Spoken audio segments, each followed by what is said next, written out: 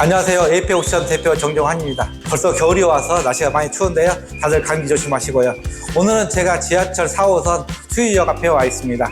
오늘 소개할 경매 물건은 이곳 수유역에서 도보 9분 거리, 그리고 우이 신설선 가오리역에서 도보 8분 거리에 있는 다중주택입니다. 보통 서울시 다가구 주택의 경우 감정 가격이 20억 이상 호가하는 경우가 많은데, 본건의 경우 감정 가격이 11억 9천, 현재 1회 유찰되어 감정가 대비 80%인 9억 5천만 원까지 떨어져 있는 아주 수한 물건입니다. 그리고 호실수를 16개를 가지고 있기 때문에 임차인만 꽉 채운다라면 아주 풍부한 임대 수익을 가져갈 수 있는 물건입니다. 본 영상을 보시는 분들, 작은 금액으로 투자할 수 있는 물건이 뭐가 있을까 찾고 계시는 분들이 많을 거라 생각 드는데, 본 영상 끝까지 시청하시고 좋은 물건 찾아서 입찰에 응해 보시기 바랍니다.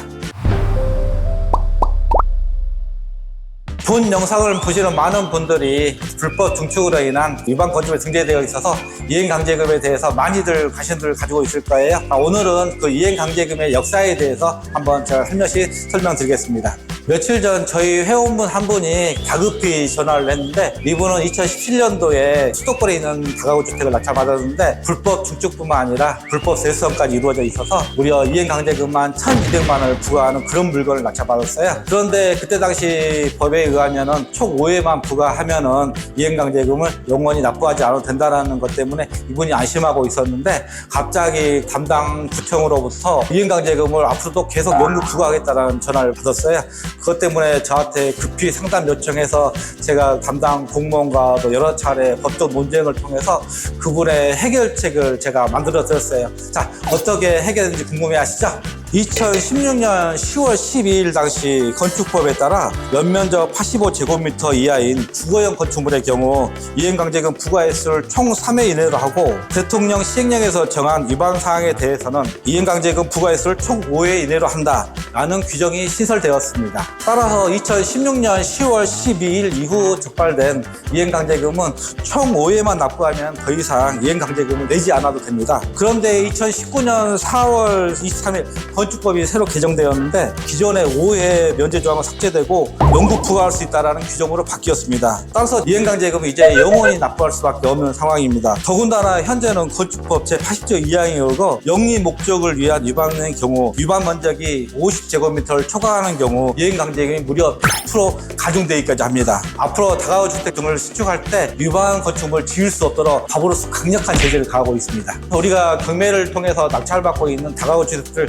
많이 위반 건축물에 등재되어 있고 이행강제금 납부되고 있는데, 자, 여기에 대해서 어떻게 대처해야 할지 그 부분 제가 설명드리겠습니다. 건축법 부칙 제3조에 의하면은 이 법 시행 전에 종전의 규정에 따라 부과되고 있는 이행강제금에 대해서는 제80조 제1항 및 2항의 규정에도 불구하고 종전의 규정을 따른다라는 그런 조항이 있습니다. 따라서 2016년 10월 12일부터 2019년 4월 23일까지 위반 건축물에 등재되어 있어서 이행강제금이 부과되고 있는 세대는 총 5회만 납부하면 더 이상 부과하지 않는 것이 법에 규정된 사항입니다. 그리고 가중치가 부과된 이행강제금의 경우 건축법 시행령에 위반 행위 후 소유권이 변경된 경우는 제외한다, 이런 규정이 있습니다. 따라서 경매를 통해 소유권이 바뀐다라면 그 가중치 또한 부과되지 않습니다. 그리고 2019년 4월 23일 이후에 적발된 이행강제금은 영원히 부과되니까요. 지금 많은 분들 5회만 납부하면 된다라고 생각하시는데, 지금 새롭게 경매를 통해 낙찰 받는 분들 지금 영구 부과되고 있는 거, 자, 이 부분 굉장히 주의하시고 꼭 입찰에 참여하시기 바랍니다. 현재 50제곱미터 초과되는 경우 이행강제금이 가중치가 되어 100분의 100, 2배 이상 납부하는 경우가 있는데, 소유권이 변경된 경우는 가중치 부과에서 제외됩니다. 만에 하나 본인이 낙찰받은 건물이 이행강제금이 가중치가 부과된 경우라면 반드시 담당 공무원에게 전화하셔서 가중치 부분을 해소하시기 바랍니다. 문제는 이런 지자체 담당 주무관조차 법률 개정된 부분, 이런 부분 소홀히 하고 관습대로 기존 방식 그대로 부과되는 경우가 많으니까요. 자, 이 부분 정확하게 숙지하시기 바랍니다. 유명한 법원 중에 권리 위에 잠자는 자는 구제하지 않는다, 이런 문항이 있습니다. 결국은 자기 권리는 본인 스스로 찾아야 되는 겁니다.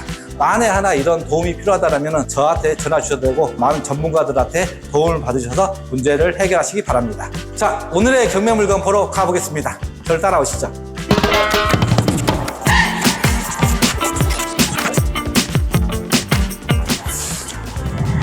근데 정말 날씨가 추워서 우리 현장 임장 가시는 우리 구독자분들 참 고생할 것 같네요. 이거 수유역은 여러분도 잘 아시겠지만은 우리나라 3대 S급 명소가 있잖아요. 영동, 강남역, 홍대에 있고, 이게 S급 지역이라면은 이거 수유역은 강북구의 가장 중심이 되는 곳이에요. 이거 수유역 주변에는 강북경찰서가 있고 강북구청이 있기 때문에 강북구의 가장 메인이 되는 역입니다. 그리고 여기에 먹자골목이 발달되어 있기 때문에 임차인 또한 아주 풍부한 곳에 저희 물건이 위치하고 있습니다.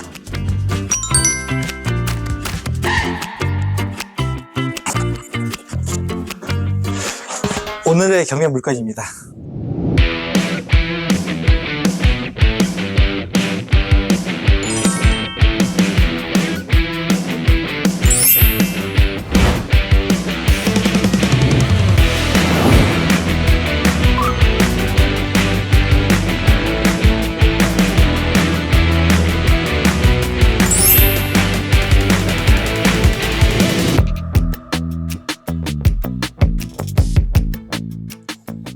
사건 기본 내역부터 살펴보겠습니다. 본건의 사건 번호는 2024 타경 1231번입니다. 소재지는 서울시 강북구 수유동 31-68번지. 본건의 감정 가격은 11억 9,234만 6,800원입니다. 본건은 1회 입찰되어 감정가 대비 80%인 9억 5,387만 7,440원입니다. 따라서 입찰 보증금은 최저 입찰가의 10%인 9,538만 7,744원을 준비하시면 됩니다.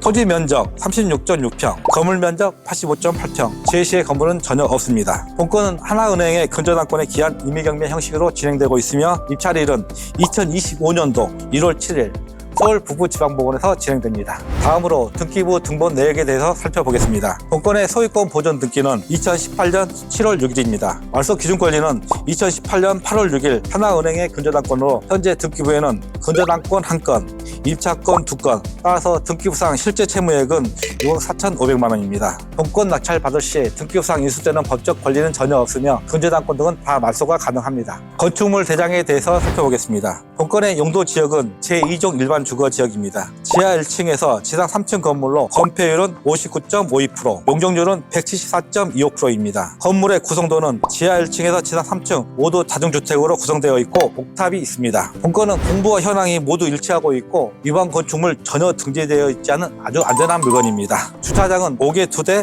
엘리베이터는 없는 상태입니다. 층별 구성도를 살펴보겠습니다. 본건은 지하 1층부터 3층까지 거의 유사한 면적으로 구성되어 있는데 특히 1호 라인은 4.24평 또는 4평으로 구성되어 있으며 2호 라인에서 3호 라인, 4호 라인 모두 3.67평으로 구성되어 있습니다. 매각 물건 명세서에 대해서 살펴보겠습니다. 본건의 말소 기준 권리는 2018년 8월 6일 하나은행 미아점의 근저당권입니다. 말소 기준 권리보다 빠른 대항력 있는 임차인은 존재하고 있지 않으며 모든 임차인이 후수 임차인입니다. 따라서 낙찰자가 인수하는 임차인의 보증금 등은 전혀 없습니다. 본건은 총 16개 호실을 가지고 있는데 임차인 모두 공실 없이 꽉 채워진 상태입니다.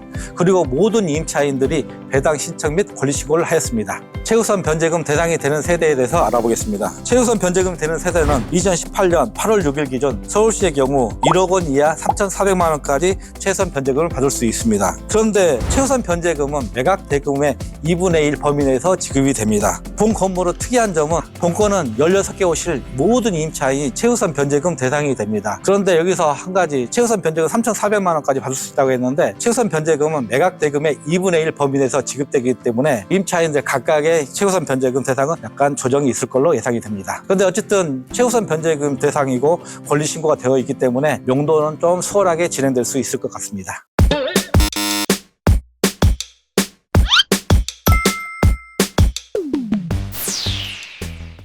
자, 오늘 경매 물건 외부 모습 및 내부 모습 살펴보겠습니다. 본 건물의 특징은 현재 1층은 적벽돌 형식으로 구성되어 있고 2층에서 3층 옥탑까지 대리석으로 구성되어 있습니다. 보통 서울시 이런 다가구 주택들의 토지 면적은 46평에서 50평 경우가 많은데 본건의 토지는 36.6평입니다. 따라서 토지 면적은 좀 작지만 건물 외부 모습 정말 탄탄히 튼튼하게 잘 지어진 걸로 일단 보입니다. 자, 지금 보이는 화면 현관문이고요. 이 건물은 UNI 하우스라는 이름을 가지고 있습니다. 좀 경매 진행 중이다 보니까 주변에 조금 쓰레기들이 좀 쌓이는 게 눈에 보여요. 그리고 현관문 우측에 우편함이 있는데 조금 빗물로 인해서 초소가 안 돼서 좀 먼지들이 많이 모여 있고, 우편물의 특정 지금 203호에 우편물이 많이 쌓여 있고, 다른 세대들은 대다수 우편물이 별로 없는 걸로 봐서 대다수 다 건물에 거주하고 있는 걸로 보입니다. 그리고 현재 지금 보이는 이게 지하 1층 창문인데요. 충분히 외부 햇빛은 들어오지 않겠지만은 나름대로 자연 채광은 될 것 같습니다. 건물 우측에 지금 주차장 공간이 2대가 되어 있는데 오토바이들이 좀 가로막고 있습니다. 여기에 분리수거함이 있고요. 근데 이 분리수거함 때문에 건물에 차를 주차하기가 좀 어려운 상황이네요. 자, 이 부분 위치 좀 수정 좀 해야 될 것 같고요. 자, 지금 지하층에 모든 세대 창문이 보이고 있는데 약간 층고가 좀 높게 올라와 있고 자연 채광이 조금씩 다 들어갈 수 있을 것 같습니다. 건물 뒷부분에 살펴봤는데 너무 좁은 공간이어서 들어가기가 어렵네요. 제가 좀 등치가 큰가 봐요. 뒤쪽 부분에 도시가스 계량기가 저기에 설치가 되어 있습니다. 어디 한번 공급 제한된 세대 있는지 확인 한번 해보겠는데 너무 좁아요.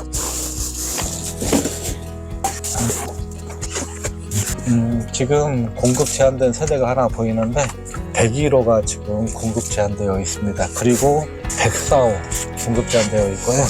제가 뒤쪽 지금 아주 좁은 통로에 도시가스 계량기가 설치가 되어 있어서 힘들게 들어갔는데 101호와 104호 이 두 개 호실이 도시가스 공급 제한되어 있어요. 그렇기 때문에 아무래도 이 두 개 호실은 현재 임차인이 거주하고 있지 않을 걸로 판단이 됩니다.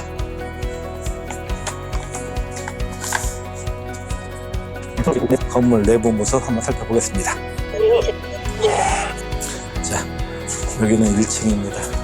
1층 들어오자마자 좌측에 CCTV 화면이 보이고 있고 지금 현재 동작은 잘 되고 있습니다.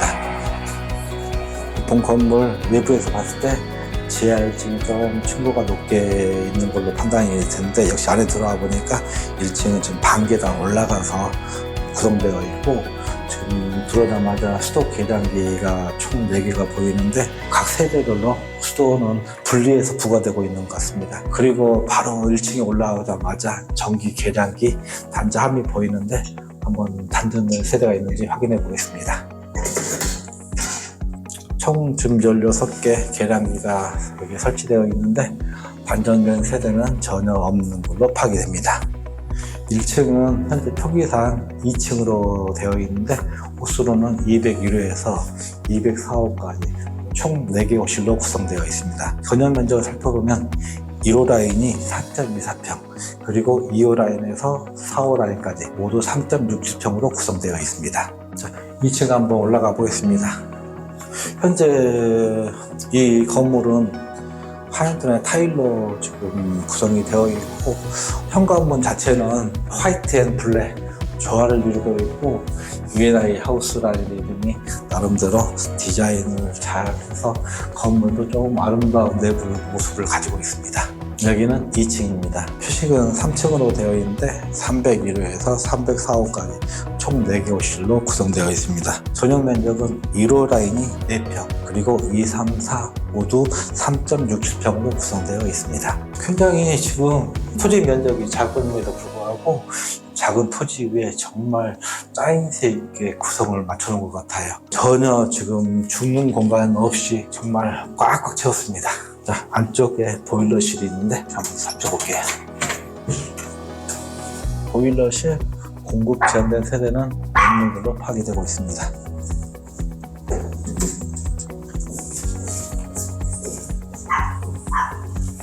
어쩜 이렇게 좁은 토지 위에 탄탄하게 지을 수 있는지 정말 설계 잘 되어 있는 그런 느낌이 확 들어요. 내부 모습 보면은 상당히 더 매력적으로 느껴집니다. 수도 계량기 한번 보이시죠? 다 모든 세대에 수도가 다 분리돼서 다 부과되고 있어요. 여기는 3층입니다.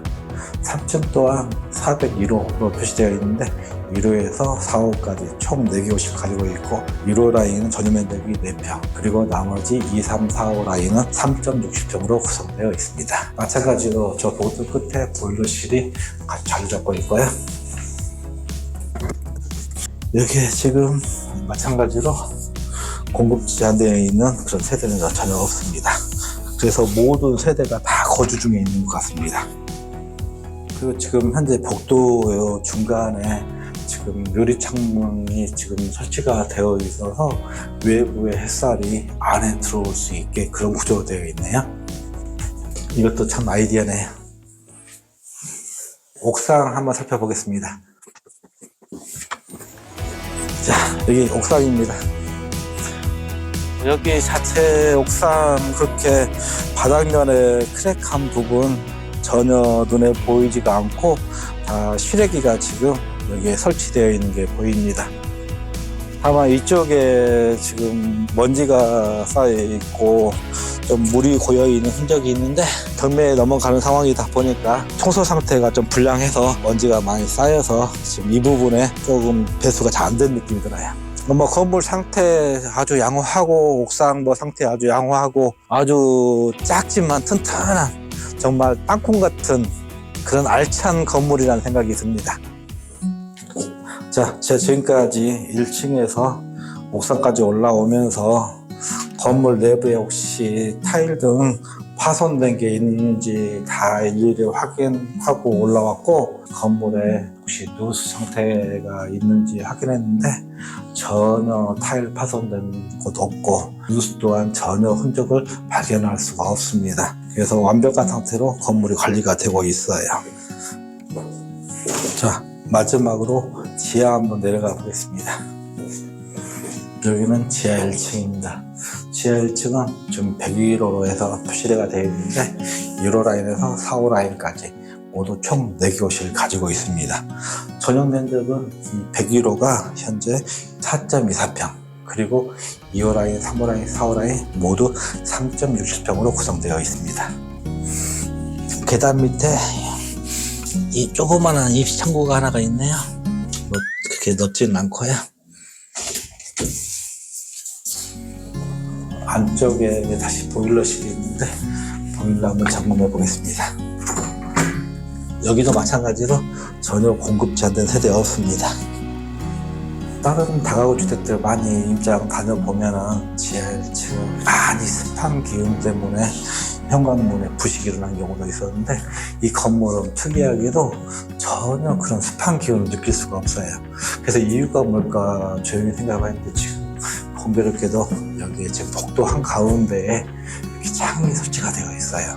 그래서 지금 외부 바람이 건물 안에 들어오고 있거든요. 그래서 자연 순환이 되고 있고, 그 다음 또 한 가지 많이 지금 보일러실에도 환기가 될 수 있도록 지금 창문이 설치가 되어 있거든요.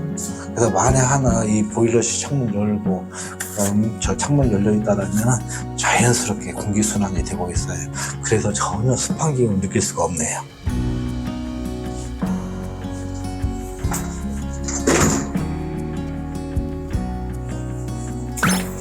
제가 지금까지 건물 내부 모습 살펴봤는데 어떻게 마음에 드셨나 모르겠네요.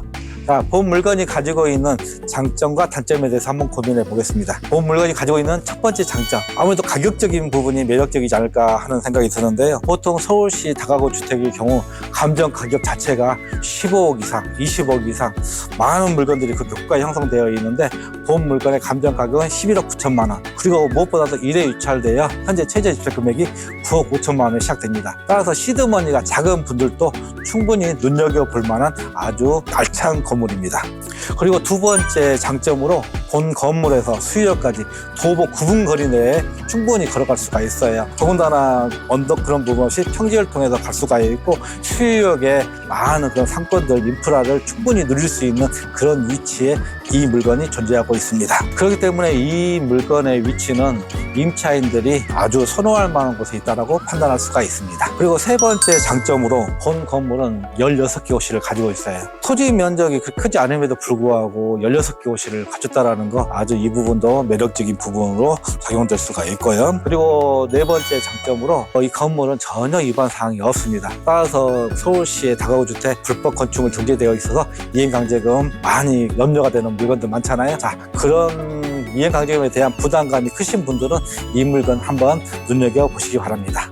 마지막으로 본 물건의 수익률 부분 한번 고민해 보겠습니다. 본 물건의 전용 면적은 3.67평이 대다수를 이루고 있는데 저희가 판단해 보건데 보증금 300만 원에 월세는 한 35만 원 전후, 높게는 40만 원까지도 받을 수 있지 않을까라는 생각이 듭니다. 따라서 임차인만 꽉 채운다라면은 월 약 600만 원 이상 가져갈 수 있는 아주 우량한 물건입니다. 이 물건이 가지고 있는 단점이 뭘까 한번 고민해 보겠습니다. 첫 번째 단점으로 지적할 수 있는 게 아무래도 전용 면적이 3.67평이 주를 이루고 있어요. 4평, 5평 이상 됐으면 하는 그런 바람이 있는데 실제로 그러나 이런 3.67평이라 하더라도 보통 젊은 사람들 거의 잠만 자는 그런 임차인들이 참 많이 있거든요.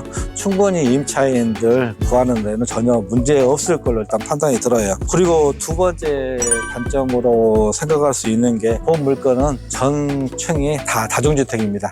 그래서 만에 하나 신탁대출을 일으킨다고 가정했을 때 이 물건은 감정가 60% 또는 낙찰 가격의 90% 중 낮은 금액이 적용됩니다. 그래서 아무래도 이 부분은 현금 준비를 좀 꼼꼼하게 하시는 분들이 잘 하셔야 할 것 같은데, 근데 워낙 가격이 싸기 때문에 충분히 적은 돈으로 수익을 올릴 수 있는 물건입니다. 단점 뭐 2가지 정도 지적할 수 있지만은 그 정도 단점은 크게 부각되고 있지는 않습니다. 저희 에이페 옥션은 부동산 경매 컨설팅 전문 기업입니다. 평소에 시간이 없어 경매 공부를 할 수 없는 분, 그리고 경매가 어려워 경매 투자하기가 망설여지시는 분, 그리고 믿고 신뢰할 만한 컨설팅 업체를 찾고 계시는 분, 저희 에이페 옥션에 전화 주십시오.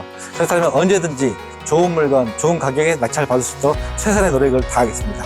그리고 본 영상이 마음에 드시면 구독과 좋아요 아시죠?